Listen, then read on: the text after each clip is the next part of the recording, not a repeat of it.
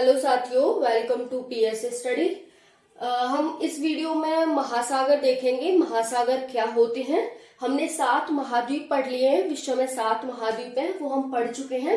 अब इस वीडियो में महासागर देखेंगे। महाद्वीपों को हमने मैप के माध्यम से अच्छे से समझा हुआ है कि विश्व में 7 महाद्वीप हैं, फिर कितने कॉन्टिनेंट में कितने देश हैं, कितने महाद्वीप में कौन से देश हैं। ठीक है, ये सब हम देख चुके हैं। अंटार्कटिका महाद्वीप भी कल हमने देख लिया था। ओके, तो हम इस वीडियो में महासागर देखेंगे। महासागर को इंग्लिश में ओशियन कहते हैं। महासागर होता क्या है? जल का वह बड़ा भाग जिसकी कोई निश्चित सीमा न हो, महासागर कहलाता है। ओके, यानी कि एक बहुत ही विस्तृत भाग जिसकी हम सीमा नहीं कर सकते, वही महासागर है। सागर का बड़ा भाग महासागर है और महासागर का छोटा भाग सागर है। ओके, वर्तमान में विश्व में 5 महासागर हैं। देखते हैं कौन कौन से हैं। प्रशांत महासागर, अटलांटिक महासागर, हिंद महासागर, अंटार्कटिक महासागर और आर्कटिक महासागर। ओके, ये जो मैंने क्रम से लगाए हैं, ये सबसे बड़ा है प्रशांत महासागर, सबसे बड़ा है। उससे छोटा अटलांटिक महासागर है। फिर उससे छोटा ये जो एस आकार का है, उत्तरी अमेरिका, दक्षिणी अमेरिका और अफ्रीका, यूरोप के बीच में पड़ता है, ये अटलांटिक महासागर। फिर आता है हिंद महासागर जो भारत के नीचे है और पहला ऐसा महासागर है जिसका नाम किसी देश के नाम पर पड़ा है। भारत के नाम पर, हिंदुस्तान के नाम पर इसका नाम हिंद महासागर पड़ा है। ओके, फिर आता है अंटार्कटिक महासागर। अंटार्कटिका जो हमारा महाद्वीप देखा था उसके पास है ये अंटार्कटिक महासागर। फिर आता है आर्कटिक महासागर, ऊपर की साइड है। जो हमने गोलार्ध देखा था उसकी ऊपर साइड, सबसे ऊपर आर्कटिक महासागर है। ओके, तो आप इस तरह से देख सकते हैं। अब हमने 5 महासागर देख लिए। अब हम देखते हैं सागर क्या होता है। सागर या फिर समुद्र एक ही बात होती है। मैंने बताया महासागर बड़ा रूप होता है, सागर छोटा रूप होता है। तो जल का वह बड़ा भाग जो 3 तरफ से जल से घिरा हो, ठीक है, जो 3 तरफ से जल से घिरा हो उसको हम क्या कहते हैं? समुद्र कहते हैं, यानी कि सी कहते हैं। ठीक है, तो ये हो गया हमारा सी। तो सी क्या हो गया? आप देख सकते हैं जल का वह बड़ा भाग जो 3 तरफ से जल से घिरा हो और एक तरफ से क्या हो? स्थल से घिरा हो, उसको ही हम समुद्र या सागर कहते हैं। ओके, फिर नेक्स्ट है खाड़ी। देख सकते हैं खाड़ी यानी कि गल्फ और बे, दोनों को ही हम खाड़ी कहते हैं। गल्फ को भी खाड़ी कहते हैं और बे को भी खाड़ी कहते हैं। जैसे कि बे ऑफ बंगाल, ठीक है, बे ऑफ बंगाल कह दिया या फिर हमने क्या कह दिया? बंगाल की खाड़ी कह दिया। ओके, तो ये एक ही है दोनों।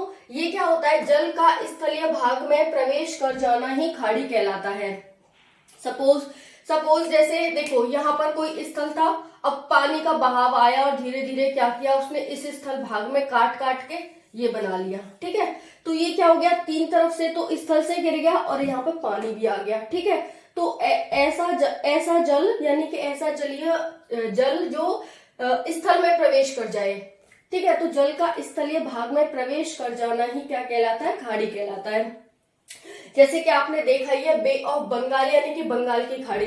बंगाल की खाड़ी अगर मैं दिखाना चाहूँ तो देखो आप यहाँ पर देख सकते हैं 3 तरफ से तो क्या है? स्थल से घिरा हुआ है और यहाँ पर ये और नीचे लक्षद्वीप है। यहाँ पर आप अंडमान निकोबार देख सकते हैं, इधर अंडमान निकोबार है। अंडमान निकोबार को पार करते हुए ये बीच में बे ऑफ बंगाल आ गई। ठीक है, तो इसी को क्या कह दिया हमने? बे ऑफ बंगाल यानी कि बंगाल की खाड़ी कह दिया। तो आप यहाँ पर इसे देख सकते हैं। फिर है नहर। नहर को हम कैनाल कहते हैं। ये क्या होता है? जल को एक स्थान से दूसरे स्थान तक पहुंचाने के लिए बनाई जाती है। जैसे कि स्वेज कैनाल, ये मैन मेड होती हैं, व्यक्तियों के द्वारा बनाई जाती है। अगर हमें एक स्थान से दूसरे स्थान पर पानी पहुंचाना है तो उसे जोड़ने के लिए एक नहर बना दी जाती है, उसी को क्या कहते हैं? कैनाल कहते हैं।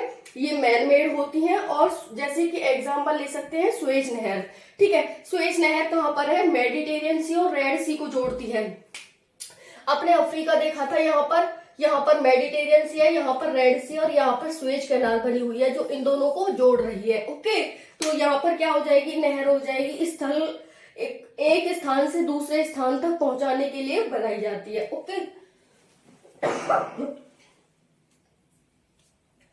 फिर हम नेक्स्ट देख सकते हैं यहाँ पर स्ट्रेट। स्ट्रेट को हम जल संधि कहते हैं और इसे हम जल डमरू मध्य भी कह सकते हैं। क्या होता है? 2 बड़े पानी के समूह को जोड़ने वाले जलीय भाग को क्या कहा जाता है? जल संधि कहा जाता है।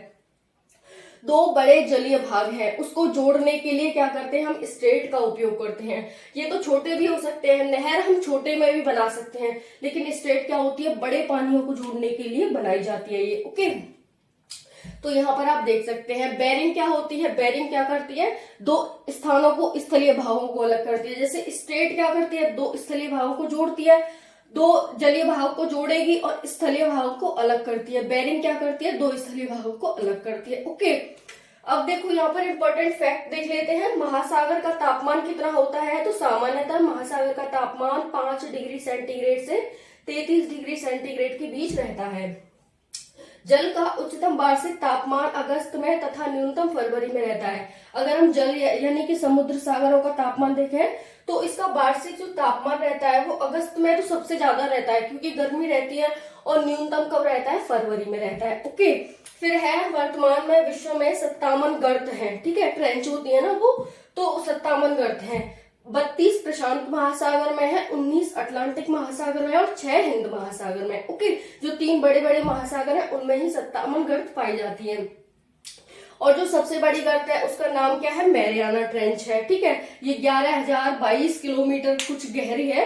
तो यहाँ पर मैरियाना ट्रेंच देख सकते हैं जो प्रशांत महासागर में है। ओके, तो ये वीडियो आपको कैसी लगी कमेंट सेक्शन में जरूर बताना। अब इससे जो आगे का है वो हमारा कल आएगा वीडियो में, इसी टाइम वीडियो आएगी। लाइक करें, शेयर करें, सब्सक्राइब करें और कमेंट करें। जय हिंद, जय भारत।